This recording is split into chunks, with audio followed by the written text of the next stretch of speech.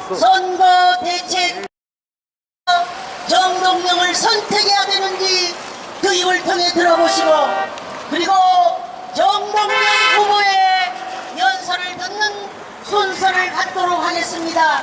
코로나로 인하여 너무나 바깥 출입이 어렵고 힘들고 괴롭지만 잠시 하시던 일 그대로 하시고 뒤만 정동영 후보를 지원해 주시기 위해서 손학규 상임선대위원장님이 전주를 찾아오셨습니다.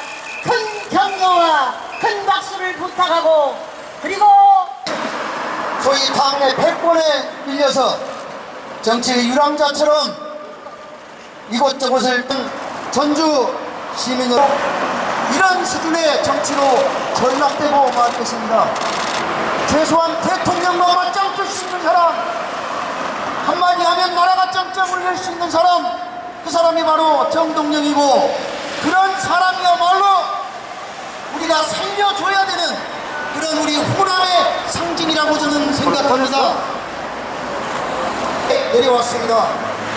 존경하는 전주 시민 여러분, 지금 정동영 후보와 정동영 저희 당의 상임선대위원장과 손학규 상대위원장께서 함께 이루어지면서 그로 위해서 큰 절로 인사를 드리고 있습니다.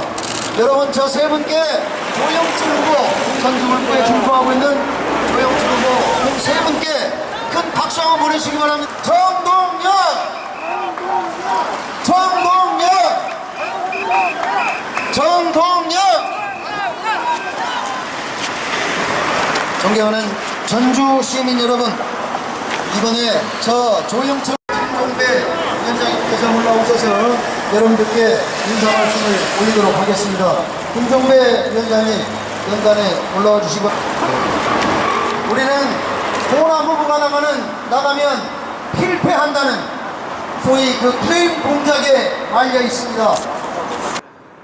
존경하는 전주 시민 여러분, 우리는 이번 선거를 통해서 분열과 갈등의 정치를 끝내야 합니다. 여기는 기호 3번 정동영 후보 지원연설 차량입니다. 정동영을 살려주십시오. 그래서 정동영이 다시 전주를 위해서, 전라북도를 위해서 일할 수 있도록 여러분 정동영을 살려주십시오. 세상이 바꿔집니다. 전라북도가 달라집니다. 대한민국을 바꿀 수 있습니다. 정동영은 그 화려함 속에 감춰진 전북정치, 호남정치의 피해와 비혼을 온몸으로 감싸 안고 있는 희생양입니다. 여러분도 잘 아시겠지만 지난 대통령 선거에 출마한 이후 지금까지 정동영의 외로운 싸움, 그의 고난과 고통의 길은 지금 여러분께 감추어져 있습니다.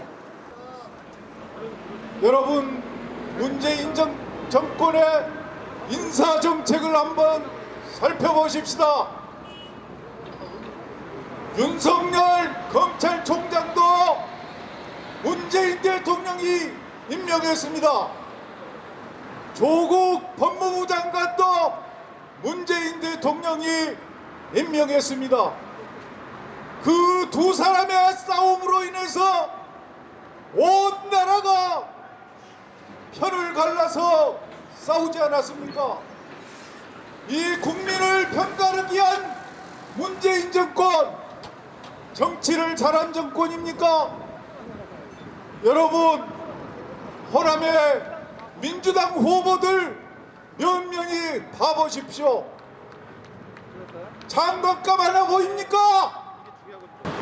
전주 시민 여러분 안녕하세요. 당의 손학규 상임 선대위원장님 모시고 전주의 조영철 후보와 함께 정동영, 홍승채 대변인 함께 하고 있습니다. 4년 전에는 전라북도의 선택이 다당제였습니다. 다당제를 선택했고, 이번에는 저 해남 땅끝부터 여기까지 문재인 대통령을 지키자 하는 바람이 거셉니다. 이제 2년 넘었습니다. 문재인 시대 이후 민주정권 재창출에 대한 염원이 뜨겁습니다. 저는 정동영이는 김대중 시대 이후 민주정부를 만들고 지키고 지지해온 사람입니다. 김대중 대통령을 만드는데 맨 앞장에 섰던 사람입니다. 노무현 대통령을 만드는데 정동영이가 최선봉에 섰습니다. 저는 지금 문재인 대통령의 개혁을 지지하고 지원해 왔습니다. 여기 계신 손학규 당시 바른미래당 대표와 제가 협력했기 때문에 공수처가 만들어질 수 있었습니다. 고위공직자 비리 수사처, 민주당이 만든 것이 아니라 4+1 개혁연대가 만든 것입니다. 검경 수사권 조정, 선거제 개혁, 촛불로 만든 이 정부가 한 3가지 개혁, 제도 개혁, 유삼하게 3가지 개혁, 개혁연대를 통해서 만들었습니다. 그런데 선거제 개혁은 처참하게 무너졌습니다. 손학규 대표의 단식, 그리고 야3당의 철통 같은 공조 속에 4+1을 통해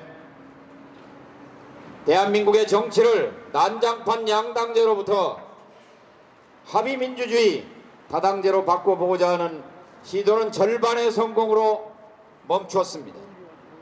선거제 개혁은 철저하게 짓밟히고 무력화됐습니다. 이제 4.15 선거 이후 다시 판을 짜고 다시 이 개혁의 길에 일어서야 합니다. 촛불로 만든 정부는 문재인 대통령 정부만이 아니라 온 국민의 염원인 나의 삶을 개선하라, 개혁하라, 재벌개혁, 노동개혁, 교육개혁, 정치개혁, 검찰개혁, 아직 시작도 못한 개혁이 부지기수입니다. 선거 이후 개혁연대의 길을 가야 합니다. 공수처를 만들었듯이 선거제 개혁 미완으로 그쳤지만 선거제 개혁에서 보여주었던 그 개혁연대 연합정부의 길로 가야 한다고 생각합니다. 그러기 위해 민생당도 살아야 하고 정의당도 살아야 하고 소수 정당들이 살아나야 문재인 대통령 정부가 개혁정부의 길을 갈 수 있습니다. 이 길을 가는데 정동영이가 큰 역할을 할 것입니다. 여기 손학규 위원장께서 큰 역할을 하실 겁니다. 그렇게 해서 4.15 총선 이후 개혁에 성공하고 개혁에 성공한 바탕 위에 민주정부 재창출에 함께 할 것입니다. 마지막으로 하나 더, 지난 4년 전주발전 전북발전을 위해 동네 골목 땀으로 적셨습니다. 이제 마무리할 기회를 얻고 싶습니다. 전주발전 전북발전을 위해 더 큰 역할을 할 수 있도록, 큰 모습 역할을 할 수 있도록 부려먹으시라 부탁을 드립니다. 끝으로 오늘 밤 10시 마지막 TV 토론, KBS 밤 10시 토론이 1시간 있습니다. 선거는 선택입니다. 동서고금의 선거의 선택의 기준은 도덕성이었습니다. 한 정치 철학자의 말에 복지는 궁핍한 사람에게 주어져야 하고 명예는 자격이 있는 사람에게, 그리고 정치 권력은 도덕성을 가진 자에게 주어져야 한다고 했습니다. 이명박 후보 경제 전문가로 불렸지만 도덕성에서 무너지면서 지금 어디가 있습니까? 박근혜, 최순실 경제 공동체라고 불린 이들 도덕성에서 무너졌기 때문에 정권이 무너지고 나라가 무너졌습니다. 자, 이제 국회의원도 마찬가지입니다. 도덕성, 공직자윤리법은 공직을 사익에 사익을 추구하는 데 이용해서는 아니 된다고 못 받고 있습니다. 오늘 밤 10시 KBS 토론, 공직을 과연 사익에 이용했는지 그것이 과연 여러분께서 판단해 주실 기준입니다. 도덕성으로 판단해 주시고 이번 전라북도 10명의 선거 그리고 대한민국의 21대 총선 20대 국회보다 나은 국회를 만들려면 엄정한 잣대는 도덕성이어야 합니다. 자, 이제 손학규 공동선대위원장을 모시고 말씀을 듣도록 하겠습니다. 저는 다음 일정으로 이동하겠습니다. 감사합니다. 고맙습니다.